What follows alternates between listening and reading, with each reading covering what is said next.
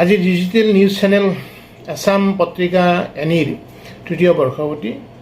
আজিৰ এই দিনটোত তেখেতসকলৰ সমূহ বিষয়ববীয়া কৰ্মকৰ্তাৰ লগতে তেখেতসকলৰ উদ্যোক্তাসকলক মই মোৰ আন্তৰিক শুভেচ্ছা তথা অভিনন্দন জ্ঞাপন কৰিছোঁ।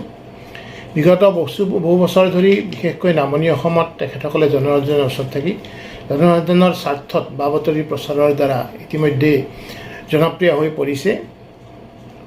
এই ডিজিটেল চেনেলটোৱে অহা বছৰবোৰতো তেখেতসকলে সত্যনিষ্ঠ আৰু নিৰপেক্ষ বাতৰি পৰিৱেশন কৰি জনসাধাৰণৰ মাজত অধিক জনপ্ৰিয় হওক সেই আশা মোৰ থাকিব।